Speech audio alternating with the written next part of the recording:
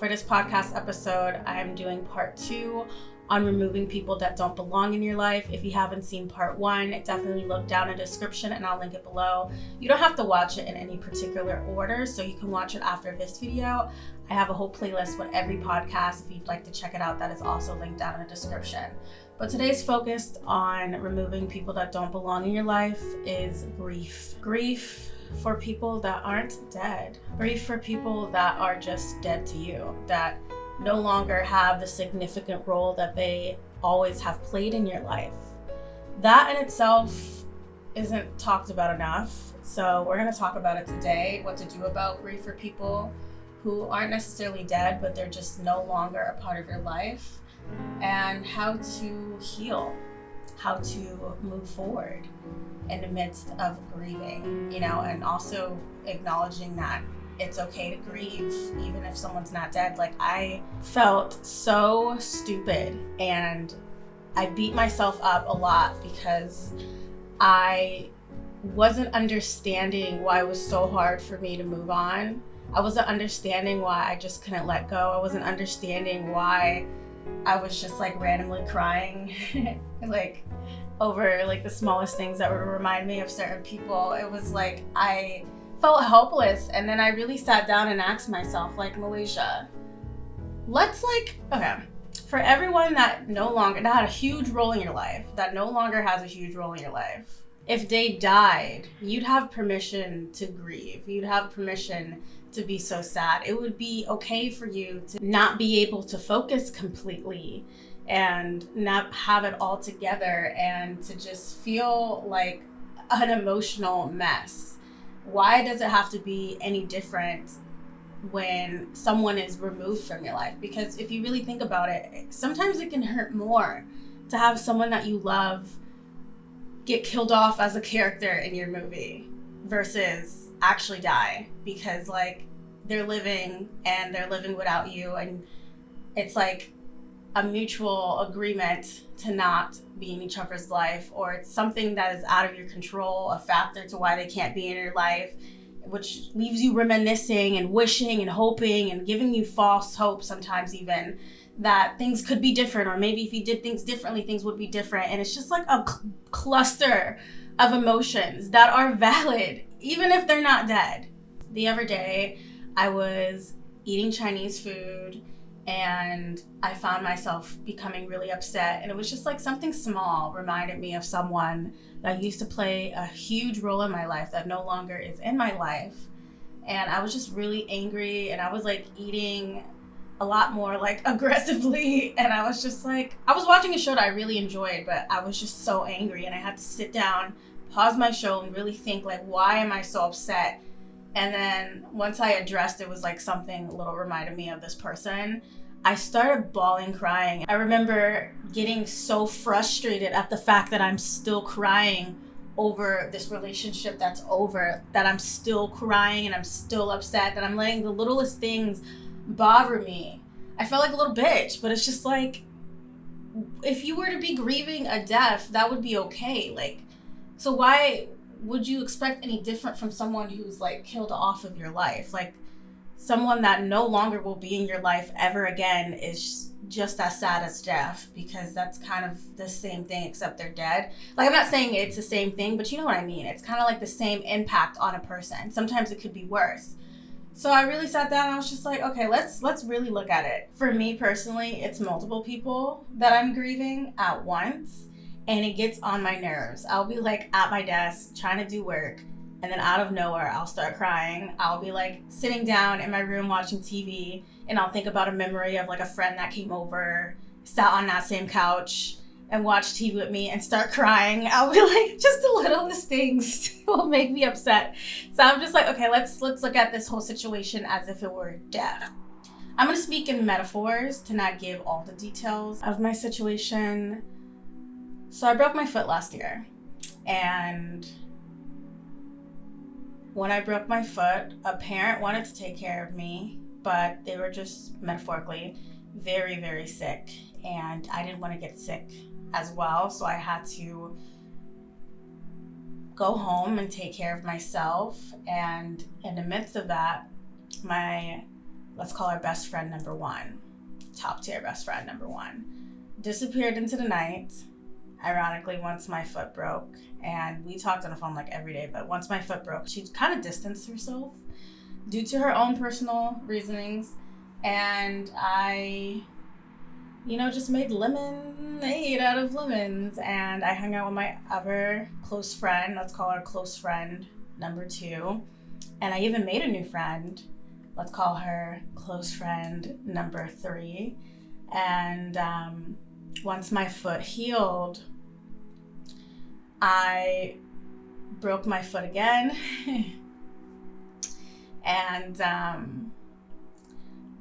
I reached out to best friend number one, and she came through and helped me. Best friend number two died a few months before that parent that was really sick died. Then shortly after, best friend number one died, and I was just left with the new friend that I made, close friend number three. We spent a lot of time together. We really bonded a lot. We had a lot of sleepovers, and it just gave me a lot of hope. I was like, you know what? Like, I'm okay. We're going through this together. Things will be fine. And then a close sibling of mine got sick, really sick. In the midst of that, close friend number three witnessed it all and was there for me. And I was just so happy to have close friend number three. We got so close that we were about to live together, and we planned it out so perfectly. I got us the place, and we got the lease to sign, and the day before signing the lease, the day before we're supposed to start our new lives together as roommates, she died. And I was stuck with figuring out life alone. And, I'm looking at it from a perspective of this is happening for me and not to me, because if I would have believed it was happening to me, I probably would have killed myself. That's how painful that experience was. But instead, I looked at it as happening for me and just moving forward. You just have to move forward. And you need to understand that people aren't in your life for a reason. If you remove someone out of your life, or someone has been removed out of your life, it's really important to understand why. Look at the good that can come from it. Don't just look at and reminisce all the good times. Really look at why those good times had to end. That also has got me through my sadness. And I think I was beating myself up over being sad and grieving all the time. But it's just if that were to happen, if it was actually death and sickness, and it wasn't people getting removed out of my life forever and people being so toxic that I can't be around them, metaphorically is what I meant by sickness, or actual sickness. I'm not giving all the details to what is what. But it's just you have a right to grieve people that no longer have a role in your life. The only way to heal is to feel. So don't beat yourself up for crying randomly or getting randomly upset or angry because a memory comes up. Allow yourself, go to the bathroom if you're in public and cry it out, because each time you cry it out, you're getting a weight lifted off of you. And it gets better through time. Right now, I'm speaking about this and it doesn't bother me as much as it did when the wounds were fresh. I am at peace with everything that has happened because I'm truly seeing how a lot of the things that had happened was for me.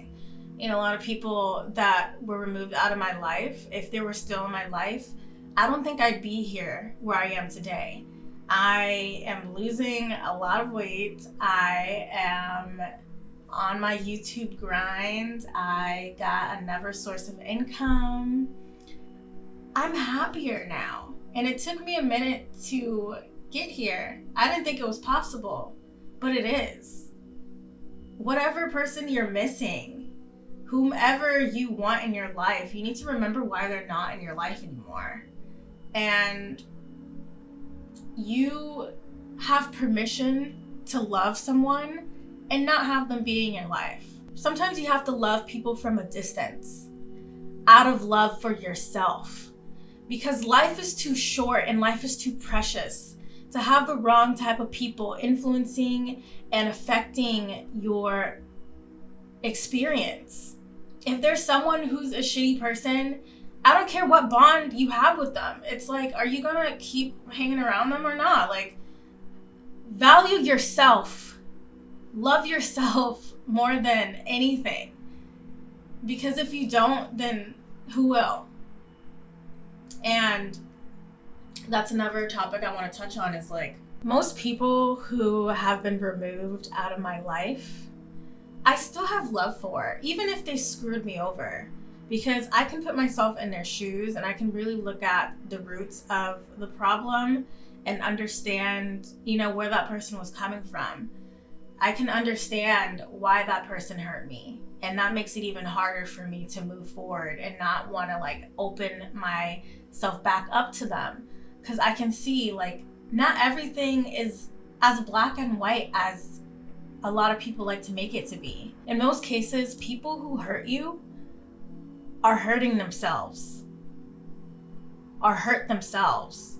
And that makes me feel bad. And that makes me want to just be like, oh, dang, maybe I should give them another chance. But also, in the same retrospect, it's not your job to make excuses for someone that has shown who they are and treated you a certain way. Just because there's a certain reason behind the way they are, or just because, they don't know any better, they just don't understand their feelings. And, the reason why they're toxic is because they grew up in a toxic household. It's no matter what it is, at the end of the day, it is what it is. And no matter what the root is, it's just this is what is formed from the root. And you can deal with it or not. For an example, I have someone that metaphorically died, was removed out of my life, and I still love them, and at a time I still wanted to have a relationship with them, because I could see even though they were really bad person and treated me bad, I could see where that came from. Because if you grew up in a bad household, if you grew up with bad parents, if you grew up in a bad environment and hung out with a ton of bad people where it's normalized to have bad behavior, then could you really blame that person who was born in a bad household with bad parents and had bad influences? It's who's really responsible here? It's if that person grew up in a good household with good influences, they'd be a completely different person. And that is what really fucks me up. I'm not gonna lie. Because I can see okay, that person could easily be me if they grew up the way that I did. If they actually took time and healed themselves like I did. If they actually spent time to learn themselves like I do. If they valued themselves. If they were more self-aware. They could easily, fit in my life. But they're not that. They're who they are based on where they came from. And it just really upsets me, because you don't have any choice with where you come from. I mean, maybe perhaps our souls pick where we go when we are born, but it's just overall, you cannot control the environment that you are in when you are born, the way that you are raised, the trauma that you receive. It's not anyone's fault. I'm not really sorry, I'm just getting really sad. Get it together. It's with people that hurt me, I try to put myself in their shoes, and I could see, I could easily be them. I could easily think just like them and be them. If I was born in this environment, if I had these influences and experiences, I could easily be that person. And if that person was born into what I was born into, they could easily be me. Back in the day, they didn't even, our parents didn't even have what we have right now. We have a plethora of free knowledge at our fingertips. We have videos that tell us what books to read to heal ourselves. We have videos teaching us how to manifest and teaching us how to have boundaries and teaching us how to have standards, and channels dedicated to solving problems. Back in the day, our parents didn't have that. Our parents wasn't aware of like the problems that they have. Not saying like as an example of like, you know, being raised in an environment. It's like, for an example, our parents like didn't have that access. There are certain people that just didn't have the things that you have and didn't learn the things that you've learned. And I think thinking about that really helps you to forgive people and not hate them because of what they did to you. Because you could easily be them. They could easily be you. I know it sounds hippie as ever, but that has helped me to move on and forgive, even if they're not in my life anymore. And you don't have to tell that person you forgive them. It doesn't have to be for that person. It's just for yourself. Because it's not your weight to carry. Just because people hurt you doesn't mean you deserve to be hurt. Everyone is walking their own path in life, and sometimes they clash. And my biggest tip as far as grieving those that are still alive is just to move forward and to learn and have compassion for those that hurt you. Because in most cases, they are hurting more, and that's why they hurt you. It's like, when I look at some people, I think to myself, like, I would never do that. And that's because I'm a self-aware, healed person. Well, I'm still healing some things, but it's just like, sometimes I look at the actions of people and I'm just like, I would never do that. That's because I love myself a lot. So when I love someone else, I give that same love to that someone else. So it really confuses me when other people are just so careless and so mean and so fucked up to where they need to be killed off as a character in my life. It's like, what in the world? Like, I would never do this, but that's because I'm not them. They're not you. Not everyone loves the way that you love. The best thing to do is to move forward when it comes to grieving and to let yourself feel. Let yourself cry it out, because feeling is healing. For a long time, I would numb myself with weed. And when I didn't smoke weed, I'd get tipsy off of wine. And I would do that to avoid the pain that I was feeling. But it kind of just like prolonged it, because it's not going away. You need to feel it. Let yourself feel it. Let yourself cry it out to a sad song. If you need some type of numbness, there's all different types of ways to like distract yourself in a healthy way. Right now, my way is just like working on myself, really working on having things to get excited for with my life, you know, making an effort to like implement things in my life that I'm excited for, to make my life more exciting without certain people, like dressing up every day, looking my best every day. That's like the funnest part of my day, is like dolling myself up. Like, I really put effort towards my outfits, and it just really makes me feel really good. And I don't know, it's just something that I look forward to every day. It's just looking hot. Going to the gym, even though it's like annoying, you know, the pain of going to the gym, I look forward to it too.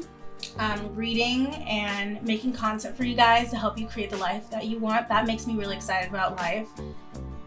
Do things, you know, in the midst of grieving, really make an effort to implement things into your life to look forward to and to keep yourself occupied. If you need to get another job or start a project to distract yourself in a healthy way, then do that. But also, when those feelings come up, I would suggest to feel them, because feeling is healing. And again, every time you cry, you're releasing a weight that isn't yours to carry. And eventually it won't be heavy anymore. I mentioned how if I thought things were happening to me, I probably would have killed myself. I'm not gonna kill myself. For those of you who are just like, no. I'm like, I'm gonna stay living, you know, enjoying life. Clearly, like, no pain can stop me because I'm an alchemist, and I turn all of the bad things that happen to me into good, whether it's me sharing my story with you to help you go through the same thing, or me like using it to become hotter. Like, whatever that thing happens to me, I spit that shit out and I turn it into something happening for me. I turn it into gold. I make it into something that benefits me. because I'll be damned if anyone's gonna come in and ruin what I've got going on, and you'll be damned if you do too.